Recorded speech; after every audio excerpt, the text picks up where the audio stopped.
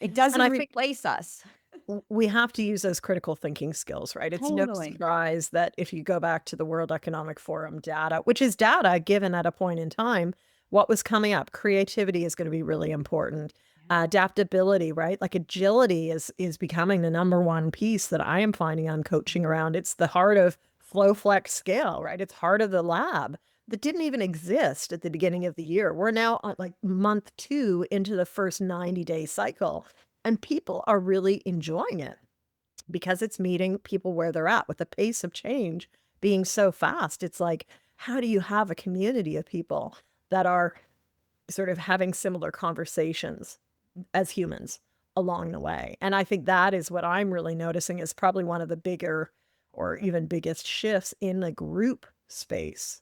How are communities changing because of the change process and what is happening? And Yeah. is that where you're bringing in AI? Many people have AI, they're an AI enabled. We're an AI enabled organization at the end of the day, right? Like I can't wait for 2026 to enable a lot of sort of the financial administrative background elements because that's not something I think that a human needs to be in. Yeah.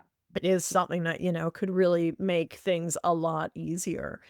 Ethics. Let's go to ethics for a minute, right? Sure. We've talked privacy. Privacy is a huge one.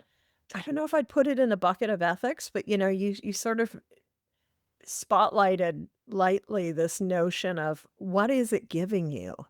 Like a lot it's led to some very, very serious mental health issues. So Yeah. I would say, we really need to flag that. Also, like, what is it accurate? I continuously hear from business owners like, "Oh, it said I should do this and I would get that, but that didn't happen." No, like we need to use the skill of discernment Yeah. because it may lead you down a lot of rabbit holes before you actually get to the strategic issues because it's constantly generating, not always assessing what is the best option. We can't And it's replace that. continuously generating based on what you've just said. Yeah. I've noticed that. I'm like, "Well, Yes. hold on, like, earlier you mentioned this. Why are we digressing to this?" Right? So, although we're thinking we're going down a path and we're giving it guidance, Mhm. there's always that level of pause, right? Whether it be with our clients in the room or with AI, our co-buddy here, right? It is that. And I think it does fit in my, at least in my opinion, does fit into the ethics. I think we have a responsibility to pressure test, however you want to say, first with ourselves, like without those assumptions.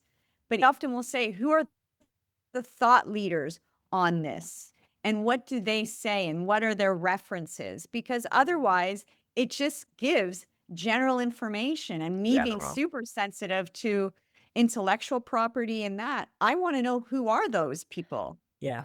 Yeah, well, and I know people, if they listen to the last why I was early into the bandwagon on this is because my first 2 books were fed to the machines, right? That is why even now you're still hearing my voice in group coaching, which you can really like, personally, Mhm. I can read, I can hear the AI. Yeah. I was sadly, many of the I won't name them, but many of the business publications now have AI writers, and it's just this is great, and I feel like I've read it 50 times before, right? Because it's the Mhm. same slop.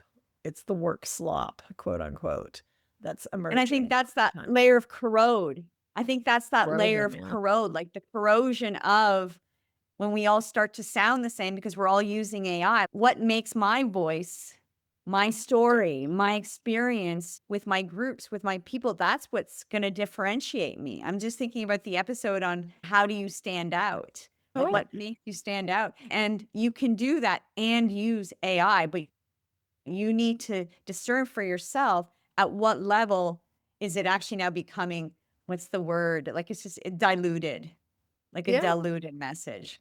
So again, and here's where the latest book is, it's about the human experience. I can never replace, at least at this stage, the experience of standing by a body of water and watching the sunrise with people that you love. Like, that's just something that that is not replaceable. And so, is there an opportunity for us to change our focus as well? Just like I shared that story at the beginning of this episode with what the team is focusing on. It is changing the way we together coach.